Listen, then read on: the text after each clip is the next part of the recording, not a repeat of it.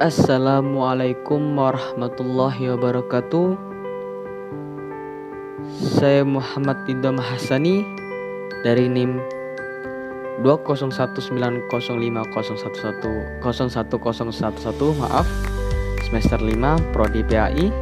Saya akan menjelaskan tentang sholat 5 waktu dalam melaksanakan presentasi untuk melaksanakan tugas dari ujian media mata kuliah media pembelajaran inovatif. Untuk menyingkat waktu, saya akan menjelaskannya. Baik, yang pertama ada pengertian sholat fardu.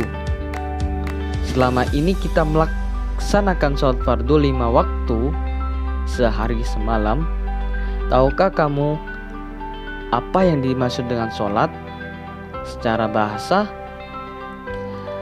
sholat adalah berdoa atau doa meminta kebaikan. Pengertian ini selaras dengan kandungan ayat Inna sholataka sakanul lahum. Menurut istilah, sholat merupakan semua perkataan dan perbuatan tertentu yang dimulai dari takbir dan diakhiri dengan salam. Sholat yang diwajibkan sebanyak 5 waktu sehari semalam, yang biasa kita kenal dengan sholat subuh, duhur, asar, maghrib, dan sholat isya. Sholat fardu wajib hukumnya bagi setiap orang muslim, baik laki-laki dan perempuan yang berakal dan telah memasuki balai. Baik, yang kedua, dasar hukum perintah sholat fardu. Sholat fardu merupakan rukun Islam yang kedua setelah membaca 2 kalimat syahadat. Bahkan sholat menjadi penanda untuk membedakan antara orang yang kafir dan muslim.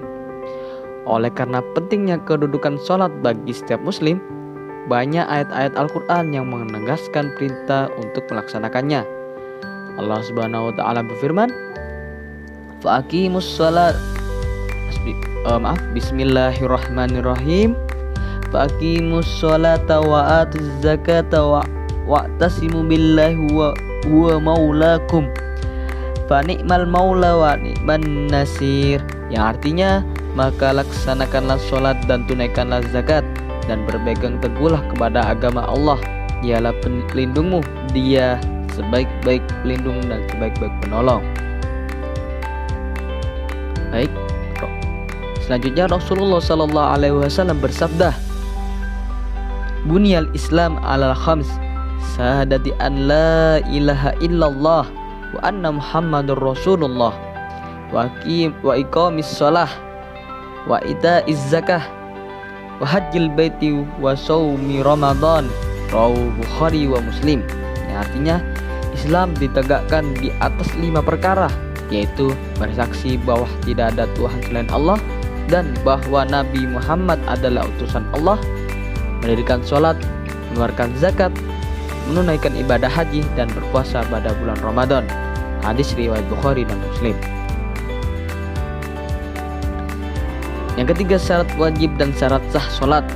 Tahukah kamu apakah persamaan dan perbedaan syarat wajib dan syarat sah sholat fardu?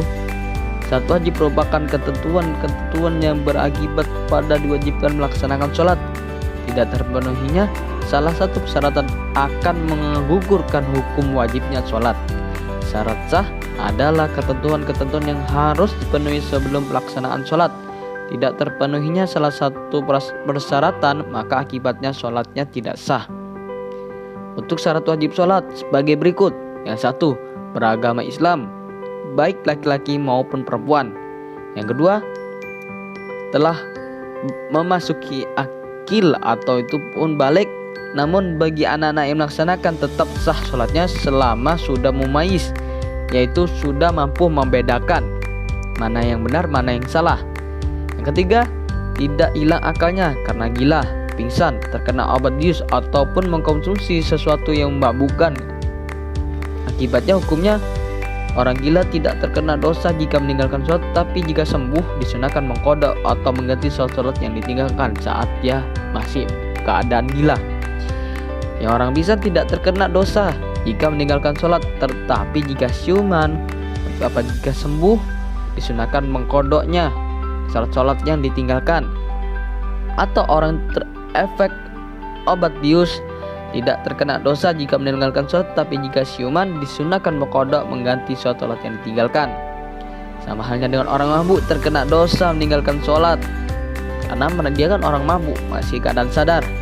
Tapi jika siuman diwajibkan mengkodok mengganti sholatnya yang ditinggalkannya selama dia sering bermabuk. Oke, untuk syarat sahnya sholat beragama Islam, baik laki-laki maupun perempuan, mumayyiz, seperti sebelumnya, yang dapat membedakan antara satu yang bersih dan kotor, baik buruk, menguntungkan dan merugikan, dan seterusnya. Yang ketiga, tidak hilangnya akalnya. Yang keempat, masuk waktu sholat. Jika nggak masuk waktu sholat, cuma kita untuk melaksanakannya. Yang kelima, suci dari hadas kecil dan besar. Yang keenam, suci dari najis baik mukhafafah, mutawassithah, dan mukhalladah, dari yang ringan, yang sedang, ataupun yang berat. Terhindar dari najis, 3 najis itu. Yang ketujuh, menutup aurat. Yang ke-8, menghadap arah kiblat. Yang ke-9, berniat. Yang ke-10, tertib waktu menunaikan sholat. Yang ke-11, muallah, tidak terputus-putus dalam melaksanakan setiap rukun sholat. Yang ke-12, tidak berbicara kecuali berkaitan dengan bacaan-bacaan dalam sholat. Yang ke-13, tidak banyak melakukan gerakan yang tidak terkait dengan sholat. Yang ke-14, tidak mengunyah, makan, dan minum.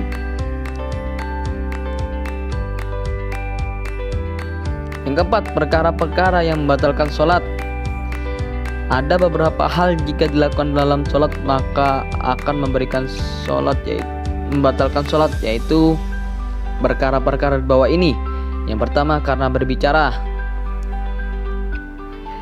Ya seperti yang tadi, yang syarat sahnya sholat dilarang berbicara kecuali sesuatu yang berkaitan dengan bacaan-bacaan sholat. Jika tidak berkaitan dengan bacaan sholat maka membatalkan. Yang kedua, karena bergerak dengan gerakan yang banyak. Yang ketiga, karena memakan sesuatu.